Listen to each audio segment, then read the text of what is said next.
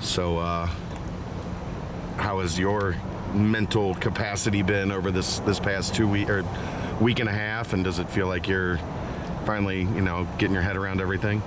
Yeah, I mean, it was tough. It was tough to see. Obviously, that's obviously not what we wanted, but wishing him nothing. Coach Fick and, those guys nothing but the best. They've been incredible for me, for my family, and for this program.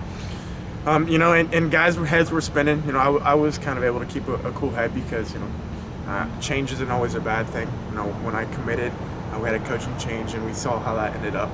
So that's kind of the message that I'm preaching to everybody. Change isn't a bad thing. And coming out and playing football fixes everything.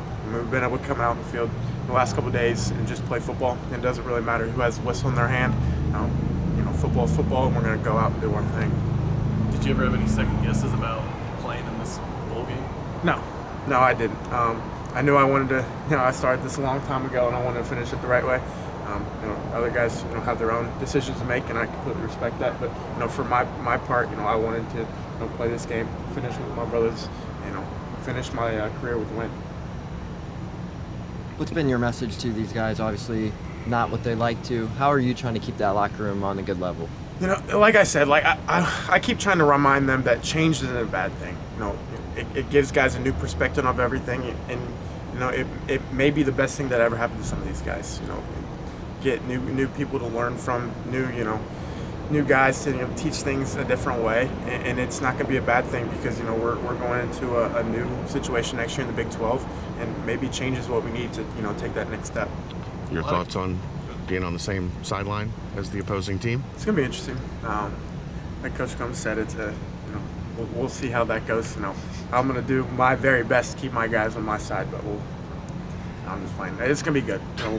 We respect all our opponents, and we're going to go out and play the game how it's supposed to be played.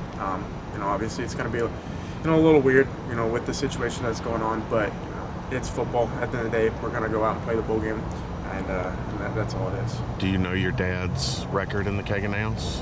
I don't. It's probably 0 and something. They struggled when he played for a little bit, so I don't. I'll have to ask him. But you probably have more of a knowledge of this than anybody, right? Yeah, a little bit. 2013 was the last time we played, so obviously I wasn't, paying too close of attention. But I do have kind of a deeper understanding of the history of Bearcat football. I've been around it, a little longer than a lot of these guys, not only playing but growing up in it. So I kind of do understand a little bit more about what this rivalry means to the guys that have played it in the past. A lot of players end up picking a school because of a coach. You kind of just referenced you have maybe a little bit different perspective on that, being a legacy. Does that help maybe when you're talking to these other guys about their future here or what they're going to decide to do? Yeah, I mean, I think Coach Combs has a great message. It's not about the guy at the end of the hole. It's about the players in the locker room, and I truly believe that. The guy, the head coach may steer the ship, but it's not the ship. The coach will never win a game by himself. And it doesn't matter what he does or who he is. They're never going to be able to win a game. It's about the guys who, go out there every day and work and put them pads on. I mean, that's really what it comes down to is the guys that put those shoulder pads and helmets on. And that's the message that I try to keep consistent in that locker room. It's to stay together, keep with you guys. I tell them all the time. I know the situation's easy for me because I'm leaving in 2 weeks, and I completely understand it.